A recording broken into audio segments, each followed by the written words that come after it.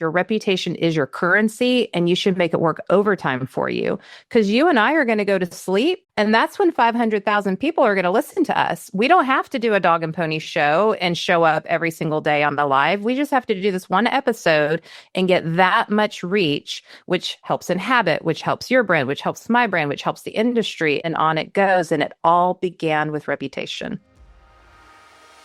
Welcome to the Vacation Rental Show. This is your essential playbook to grow and scale your vacation rental business with advice and insights from the best in the biz. I'm your host, Lynell Gordon. Welcome to the Vacation Rental Show, where we talk with the people who are shaping the future of our industry in property management and helping vacation rental leaders grow stronger businesses. Now, I'm Lynell, your host, and we are diving into a topic today that matters more than ever in this crowded, platform-driven market that we have on the internet. And we're going to talk about your reputation. My guest today is Erickson-Hurdle, and she is a globally recognized brand and reputation strategist who helps founders and executives turn credibility and visibility into business results. So she's worked with leaders across industries.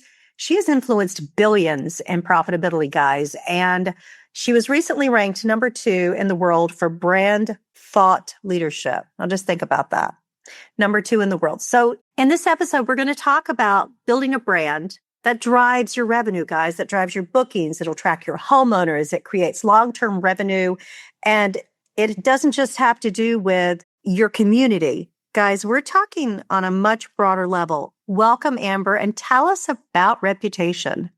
Well, there's so much to say, but I'll just start with saying, why are you the podcast host and why am I a guest?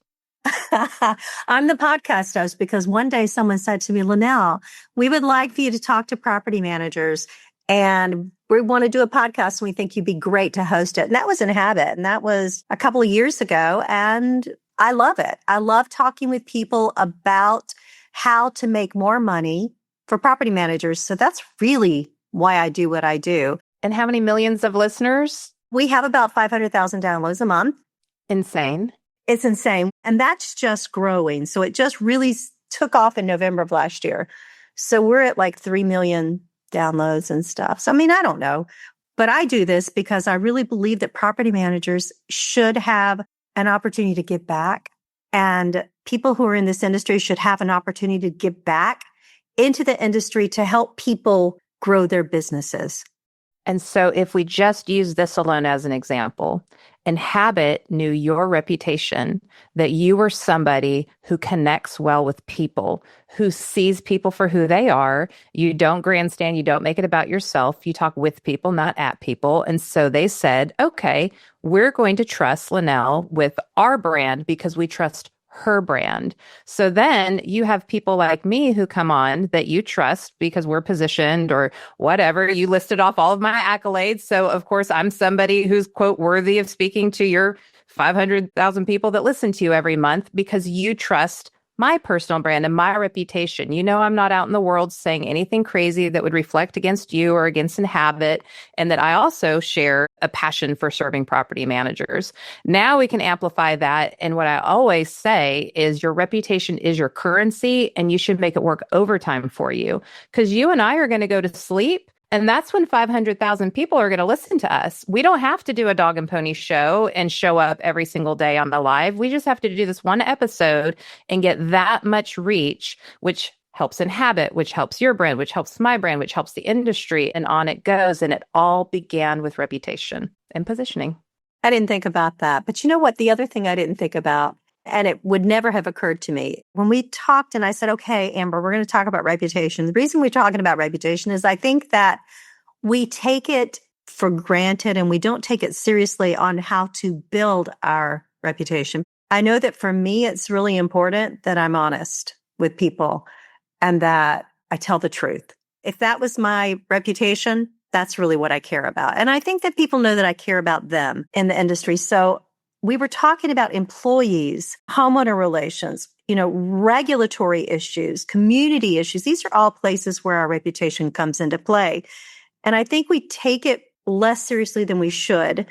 Let's talk about employee reputation, because I can tell you that for me, as an employer, my reputation to my employees was very serious. I'd say I was very serious and driven. I remember when I started dating my husband seriously, and one of my key employees came to me and said, Lynell, if you ever break up with him, I'm leaving. And I said, why? And he said, because you're such a much nicer person when you're with him. And it's just because I was happy. So I think that when we think about our reputation toward our employees, Amber, what are ways that we can build that reputation? Because I got to tell you, I felt really bad after that because I thought, am I that driven? Am I that serious? Yes, Lynell, you were. I mean, we could have a whole other podcast episode on how much you had to be in your masculine energy, and that maybe with an actual masculine figure in your life, you could step more into your feminine and the softness and all that kind of stuff. But that's the different episode. But I'm super happy for you. When we're talking about our employees, to that end, what are your employees saying about you when you're not in the meeting? What are they afraid of when you're not there right over their shoulder? Do they feel like everything has to be exactly the way that you have to have it? Or are they inspired to meet a standard that you have set forth because you trust everyone to rise to that standard because you've empowered them with the tools and the resources they need to hit the standard? Are you a pyramid type organization or are you an inverted pyramid type organization? And this goes so much further than, oh, I don't care if my employees like me or not, because that impacts your business brand. If you don't have happy employees and they're not giving discretionary effort and they're blowing things off or they're calling in sick or they're trying to do 2 jobs at once while they're working from home, how do you think that is going to impact the guest experience, the homeowner experience, everything? What do you think they're saying about you out in the community so that when you do have regulatory issues coming about, they say, oh, well, that guy's just a hack anyways, or that woman's just, she's mean. So we don't want to see them succeed. It's about building trust. It's important for you to build trust. And to build trust, you have to be transparent about who you are, be in alignment with how you're designed, be honest about the good side and the shadow side, and own it when the shadow side comes out and repair. I know you're a Gottman Institute person. I know you know who the Gottman Institute is. Okay, so there's 5 to 10 positive deposits in the emotional bank account you have to make before you have enough currency in there to take one withdrawal. So if you're not proactively recognizing good work, thanking your team for what they've done, even in the smallest ways, when you come barreling in because you're upset about something, because your hair is on fire, that's going to be a withdrawal. And now you've broken trust. So it's in the big things and it's in the little things. Have I set a culture? Big things. And do I concern myself with how I give feedback, and giving feedback in a way, just like we look at our ideal customers or ideal guests or ideal homeowners, we need to consider, how do my employees want to be communicated to? What's their emotional condition? Let me share something with you. I felt like my job as the CEO of the company was to make all of my employees successful. That's what I thought my job was. My job was to make them successful, because if they were successful, I would be successful. And there's a lot of us out there who are driven. I think the be grateful part is really important. Sophia Rosado, who is the VP over at Inhabit right now for vacation rentals, have you met her? I have not yet. Oh my gosh. Amber, you would love her. And she would love you. If you happen to see her at a conference, everybody should say hi. She's one of the nicest people in the world. But this is what she said. She said and she has more accolades than I could pile them up. Like, we're talking renowned. She's great renown in what she does. She's very good. And she said to me, the most important part about being the CEO of a company is to be a good person. She said, Be a good person. And I mean, I was just like, well, you know that, but you don't think about it at the time. When I hired Scott Leggett to be my CEO, it was because he is a good person. That truly is. Not only that, but he's a fount of knowledge. They call him a legend for a reason. He's brilliant. So guys, your reputation with employees, it follows you when they leave. Oh, especially in our communities, we're talking about property management. We live in tourist areas that are remote, and we keep that in mind. Talent puddles. Yes, it's true. Talent puddles, it is. And your competitor is going to inherit your employees that leave. So I think there are a lot of different strategies, but what strategies would you suggest, Amber, for them to keep their reputation that way? With employees specifically, be visible. Highly visible leaders are the ones that are trusted because they're not the big dog hiding behind a big desk with the door closed. You know who they are. You know their character. You can trust consistent behavior over time with them. So even if they are a little, I joke all the time that I'm a lunatic, but my team loves me. They know I'm a lunatic. Like, I absolutely own that. And that's why I need you guys. I mean, that's how God made me. And so one of the very first interview questions I have is, how do you feel about pushing back? Because I'm going to need you to. I go a million miles a minute. And I have to surround myself with people who slow down and they think their ideas through. And then they take in the room around them and they understand what needs to happen. But you can't just hold on to that information. You have to say, hey, Amber, before you go at Mach speed, did you think about this? Or, well, yesterday you said to do this. And it's like, oh my gosh, yes, I did. You're absolutely right. Instead of getting offended and being like, no, I didn't. Okay. So when we're talking about with employees, we're talking about being visible with them, allowing them to push back on us and to talk with us, also allowing them to hold us accountable. So those are things that you've talked about. Let's talk about homeowner relationships. Like for employees, I'll just be real honest. Most of us have managers that manage our employees. And so most of the time we're not their direct report, which is fabulous when you're growing in that. If you are a direct report, then those things that we just talked about are really important. Being visible is always important, whether you're small or large. But when we talk about homeowners, let's talk about managing our reputation with homeowners. What are some of the things that you see that we can do? Well, first and foremost, like you said, be a good person, be a person of character, because if they're going to trust you with their investment, and it could be like, hey, I want you to be an asset manager for me, and I just want to maximize my return on this investment. Or it could be, this is a home that's been passed down for generations, and for generations, we have vacationed here. There's memories, and we want it to be in the family for forever. So we want someone who's going to treat it as their own. And they know there's a reason why Glassdoor has a score for what it's like to work there and a CEO score, not a who's your manager score. So homeowners do their homework and they go deep. And now with AI and everything, so you're going to be everything from how are you showing up online?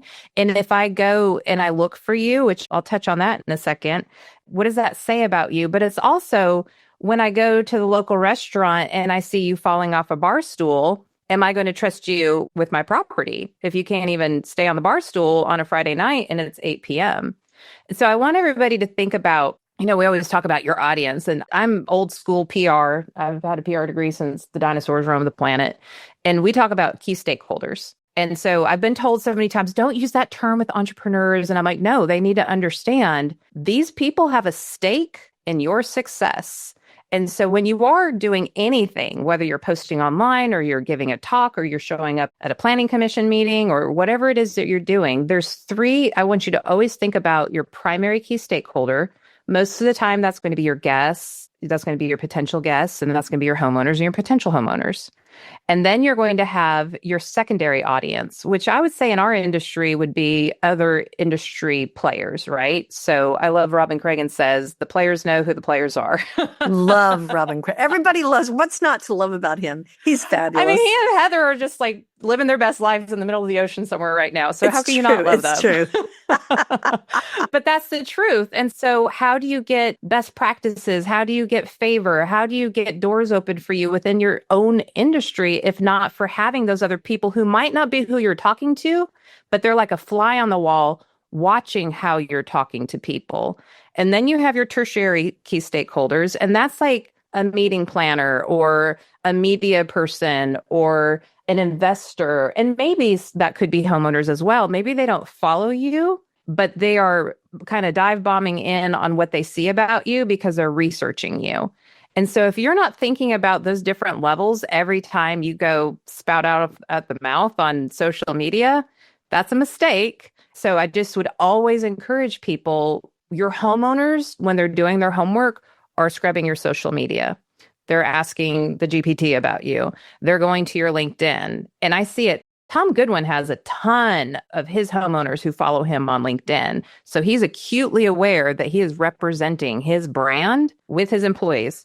He's such a good person. Listen, that's who I call when I need somebody to pray over me. Let me just There you tell go. you. No kidding. I love Tom Goodwin. I Do do. you know the personal brand that I gave to him? No, I no. said he's the Mr. Rogers of the vacation rental He industry. is. He truly is. He's kind. We trust him. We know that he has not a nefarious bone in his body, and he's wise. We know we can go to him and get sage advice. Yeah. So here, just in this, we've talked about Robin Cragen. We've talked about Tom Goodwin. I mean, we're talking about employees and community and all of that involvement. I mean, how many different awards has Seaside Vacation Rentals, the Stitchers, Lance and Elaine? Oh, love them. They are known for taking care of people. They are known for contributing to their community. They're known for contributing to the industry, and they are award winning at all of it year over year. And don't you think that their profitability, like they can turn away homes? They don't need homes. And the Harrelsons at Beachball Properties, the Harrelsons, Yes. they're insanely brilliant. I mean, Hunter and Ginger, they're such a great pair. And talk about reputation management. They're very good at that. And they care. They're just good people. I mean, Ginger is she's like a queen. I mean, she's under so much. She is a force of nature. And it's all backed by if you think about peppermint candy, she's just so sweet. I adore her. I'm just saying. Think about the people. And so if you think about brand management, it might be a good idea to look at who in the industry that that you respect and look at their reputation. And if that's the kind of reputation you'd like to have, take a look at how they got that. Well, and that is the thing, is the how. I mean, Robin and Heather were some of my first customers in the industry. It feels like forever ago, when 2019 or somewhere around there is when I first got into the industry. But man, it feels like I've been here for a lifetime comparatively. You've been here forever, as far as It's such a short time, but it's not. I mean, it's in COVID years, but I've used him as an example because he just naturally did it. But what most people don't understand, they throw spaghetti at the wall, or they're like, I'm supposed to be on LinkedIn and I need to be on all the podcasts and I need to be on a webinar and I need to do this and I've got to have a breakout at the conference. And so they're doing all the things, but it's to what end? And so we have to start coordinating the efforts towards a common goal. And I have my BrandEdge framework. Here's how to find your edge. Is first you have to align with who you naturally are. We're not trying to be fake. We're just going to be who we are, become more of who you already are, as my mentor, New York Times bestselling author Sally Hogshead says. So if you connect with that, then you're never performative. So you don't feel weird or awkward or greasy when you're out. You're not a politician. And if you align with that, then you align with your goals. What are your operational goals? What are your financial goals? Where are you trying to take this company? Because if you're not in alignment with that, then you're, taking a left turn and not getting to your destination. It's recalibrating, and it's exhausting. And so you have your alignment with yourself, alignment with your goals, and alignment with the emotional needs of your stakeholders. Not just their practical needs, because most practical needs have emotional drivers behind them. And once you understand all of that, then you go to the position phase. Okay, where do I find these people? Where are they hanging out? Where am I going to influence these people? And so you take all of that aligned messaging and you position it. Okay, so maybe they are on webinars. Maybe they're at the city council meeting. Where are they? And then if you don't know the conversion of it, then why are we doing this? And so PR used to be something where you just kind of, there's hopes and prayers is what you're, hoping for, because it was newspapers and magazines and radio, and it was really hard to measure. But now we've got all kinds of ways of measuring things. So I highly recommend that if you do want to start being really strategic about your personal brand, that you at least set up some basic conversion metrics. For me, I'm a professional speaker. I've been a member of NSA and very involved in that. And so I do speak outside of this industry. But when I come off stage, I can say okay, I had a goal of, having 2 keynotes this month. I'm not a road warrior. I'm not like some of my peers. I like my bed and my dog and where I live. But I have a goal for 2. Okay, so I hit 2 of those. And then I have a goal to have, 4 conversations of spinoff after that. If you take a stage at a conference, why are you taking that stage? Are you trying to capture leads? Are you trying to get on more stages? Because if you're just up there trying to be the popular kid, well, you'll be popular, but you're going to be broke. So I like to get my bag, and I think everybody should get their bag because then we could be more generous and then we can be better to our employees. We could be better to our communities. And so be thinking about, I want to speak at VR Nation, I want to speak at DARM, and I want to speak at Executive Summit. Okay, well, I got DARM. All right, so now I'm going to go to DARM. What are my goals for this session? Do I want to build brand awareness? Am I trying to recruit employees? Am I trying to get my name out there because I've got something else in store? Do I want to get more speaking engagements? So I need to make sure I get video of this so I can pitch somebody else. Is it because there's an investor that's going to be there and I know it? So I'm going to ask that investor to come hear me because that's basically like a pitch deck with an audience and I look really super impressive. Like there's so many outcomes. What are you trying to do? Measure it. And if it's working, do more of that. And if it's not, stop and try something different. It's just like marketing. Built by property managers for property managers, Streamline is a powerful software that gives managers enterprise-level capabilities to drive more revenue and improve operational efficiency. Migrating to Streamline allows property managers to gain functionality while reducing the need for multiple vendors. Improve your flow by logging into a single system and reduce redundant technology costs. With Streamline, property managers achieve revenue lifts by leveraging our fully fledged communication center reservations, quoting system, revenue management tools, homeowner acquisition CRM, and powerful direct OTA connections. Streamline also has industry-leading trust accounting and report capabilities to give you clarity in an overall company performance. Learn more about Streamline Vacation Rental software at streamlinevrs.com. What are the common mistakes do you think people make when they're trying to build their brand? They try to be like somebody else. They find somebody like you. Great advice. Find somebody that's doing it well. And you said, figure out how they got there. But what a lot of people do is they find who they like and then they try to be like them. So that's not aligned. God made us all very distinct. We're all fearfully and wonderfully made. And we have a different setup of the cool things, the groovy things that we get to do in service to other people. And so show that. A lot of times when you see those people, guys, and the reason I said find out how they get there is because I know how they got there. They've been to the industry events. They've gotten involved. They've gotten involved because they cared. And inadvertently, guys, when you get involved with groups that really care about property managers, where property managers show up, it's easy to become a leader in those areas if you are interested in helping. So a lot of them got there because they've helped the industry in many ways, whether it's through advice, whether it's through teaching other property managers. I mean, I came into the industry and before I knew it, I was everywhere. And I was like, what just happened? I came out of hotels. But I think what happened, and I'm not trying to pat myself on the back, is I did come from hotels, a 300-room model with one hot tub and one swimming pool and checkouts at this time. And the whole building got done. Laundry's on site. Bye. Next day. That is not property management. And I was astonished at how hard y'all work for $1.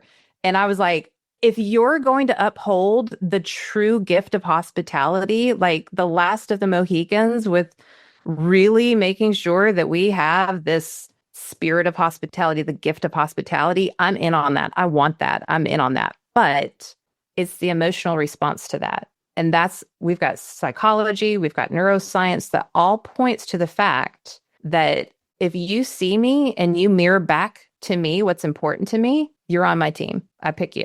And so if you make it about you, you have to repeat that. That's really important because, guys, this isn't just employees. This isn't just homeowners. This isn't just regulatory. This is everyone in the world. So just repeat what you just did about mirroring because I really think it's important. And I think people do it inadvertently, but I don't think we recognize what we're doing. So tell us a little bit about that. Yeah. All relationships are mirrors, but especially when you're talking about like breaking in or growing your network, or I hate to even use the word leveraging your network. It's that if you can mirror back to somebody what is already important to them and honor that, then that's where loyalty develops because they feel seen and they feel supported. If you're on my team, because you've already shown me you're on my team, because you just mirrored back to me what's important to me, now we're playing together with the same goal, same vision, and I want you a part of whatever it is that I'm doing. And if you don't think that stuff doesn't get out in this industry, I'm like the keeper of all the secrets. And I hear a lot about a lot. I could list 5 people off the top of my head that countless people are like, that person's opportunistic, that person's performative. I don't trust that person. I don't have anything against them, but I don't trust them. I don't want to include them. I think that when we talk to homeowners, we have to think about this, because when you are vying for someone's business and you don't listen to them, when you're talking at them with information, and not only that, but it's the same thing as far as marketing. When you're marketing at them, as opposed to, trying to understand exactly what they want, why they want it, what their whys are, that's not good mirroring. You don't even have to agree with them. No. Empathy does not require agreement. It just requires hearing, listening. You have to listen to them. You have to understand what they're coming from and what they say. So what I'm hearing you say is this home has been in your family for generations and you have countless memories in it. Yes, yes. And what I'm hearing you say is that the quality of coffee that you provide, and you have to provide coffee, is important to you because of your great-grandmother who bought the house to begin with. Yes, you might not want them in your program. You might not want to provide the kind of coffee that they're going to provide, but just simply saying what I'm hearing you say is automatically sets the table for a richer conversation without a defense mechanism or any friction. That's true. That's true. Just listening and mirroring back what they say. That's so funny because I'm not a coffee snob, but I know at the property that my husband and I rent, I want people to be able to sit down in front of the glass wall and look out at the ocean with a cup of coffee. And so I provide a very expensive Nespresso machine for everybody with little caplets. And they didn't get done last year. And I didn't know it until I got there in February of this year. And I realized nobody last year had their own cap. You can't buy them locally. There's no way to use that. So nobody got to use it last year. Nobody complained, don't get me wrong, or I would have heard about it. But the fact of the matter is that was important to me. And so this year when I walked through, and guys, if you are not taking the time to walk through houses with your homeowners, especially your homeowners with high end, you're missing an opportunity because they are happy to have that conversation and it makes them feel important. What made me feel important this year is the housekeeping director. I asked to meet with her. I didn't ask to meet with the owner. I wanted to meet with the housekeeper, the person that does it. And I said to her, these are the 3 coffees that I want to offer to them. I have this little thing that I set out that I printed up. It's acrylic and it sits right here. And it tells them about their different coffees. Okay, that's not important to most people. It's important to me. It's probably not important to your housekeeping, to the staff that work for you. But for me, it is. And I need to make sure that every week, and I know it's expensive, I don't care. I want it filled. And here's the stuff to do it with. Because I want people to go sit out with their coffee and look at the ocean, because I think that changes quality of life. A magical experience. It is. Absolutely. Quality of life for them. And to that end, like if you think about the full guest experience, okay, so I'm a man and I'm planning a 20-year anniversary trip for a weekend. And let's be real, I've probably worked a little more than my wife liked, and I probably missed an anniversary or 2 in those 20 years. And so I've got to get this right. Like I want her to feel special. It's got to be right. And so what are the emotions that this gentleman is having? It's not just about, I need a tutu and Sedona or, the mountains or the beach or whatever. Okay, so the logistics matter. But what really matters is that he's afraid he's going to get it wrong. So there's fear. He wants to have an elevated experience. And he wants it to feel romantic and high end for this woman who's been putting up with him and her for 20 years, right? And so what does that mean in the brand ecosystem? Well, do I feel like I'm being marketed to or assisted? Do I feel like I've been given like a security code, or do I feel like we're being welcomed into this romantic getaway that we have? When I arrive, are the problems that are going on in the city impacting me, or is the property manager stepping into the community and saying, you're not going to change that road in the middle of season? No, you are not. And we need to have a conversation about this. And they can, because they know who the representatives are.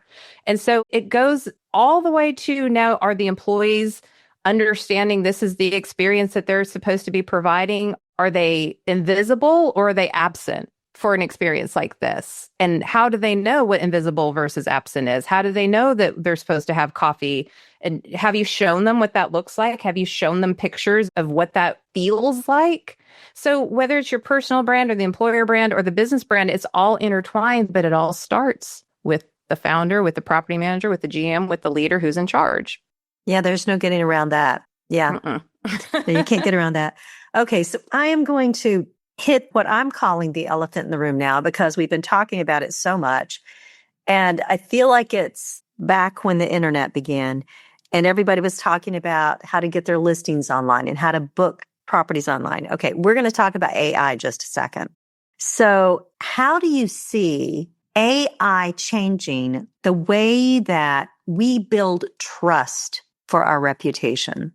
I think it's incredibly important to talk about, yet again, not the color, not the font, but the experience. So the way that LLMs are going now has less to do with mirroring back the search query and more to do with talking about the experience that they're looking for. And so let's say, I mean, I'm here in Southwest Florida, so you want to go to Siesta Key or Naples or anywhere like that.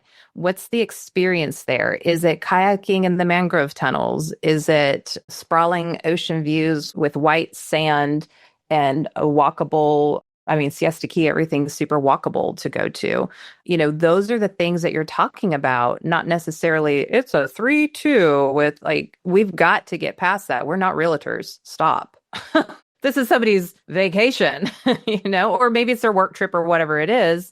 But the more that you're building the reputation for understanding the need of the experience, the emotional experience, that's what's currently winning. And also the hard turn that LLMs are taking from my research and everything that we've been researching. Emotional intelligence Wins every time. So annoying for some. Great for those of us to have it. That's true. That's true.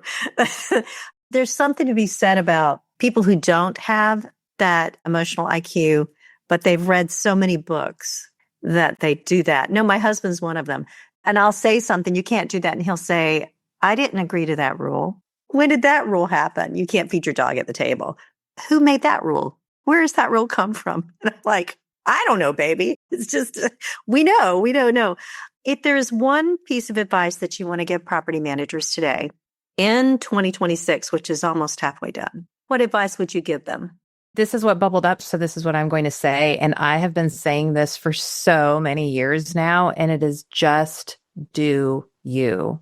You got you to where you are. You're the person who grew your company. You're the person who went through all the things that we know property managers have had to go through. And that is, in fact, what sells. You don't have to morph yourself into a caricature of who you think you need to be. You need to be even the ugly side of you, even the side that when it comes out, you're like, I wish that wasn't part of me, because that is a part of you and that is not going away. That part of you is there for a reason, to protect you, to give you a heads up that something's not right. Now, what we do with it is something different, but really just saying, like, this is who I am authentically. I'm going to stay aligned with this because, y'all, we are in some troubling times right now. We are in some crazy times in technology, socially, ethically, like so many different layers here. And if you're not rooted and grounded into who you are and what you believe and what you value, then when the wind blows, and it's going to blow hard, and it has already, you're going to get knocked over. And so the strength of your business, of your community, of safety of the homes that you've been a steward over, that all hinges on you just doing you with authority. And let me say something. Everybody, guys, has some level of I'm not enough. Everyone has that. But the fact of the matter is, if you have employees and you're paying them each week, and you have guests and you're taking care of them each week, and you have homeowners and you are communicating with them each week, guys, you're there for a reason and you are enough. I just want you to think about one of the things that we've said here and that we talked about is being yourself. But Amber, you said something that we should think about. You said, be more of who you are. That's pretty profound. Be more of who you are. But guys, I would just encourage you, if you're listening to this and you have some success in your business, you're enough. Not only that, but be more of who you are. I think that's excellent. excellent advice. And just have more confidence in yourself. Like she said, do it with authority because you're the only person in this world that doesn't think you're enough. Everybody else around you goes, wow.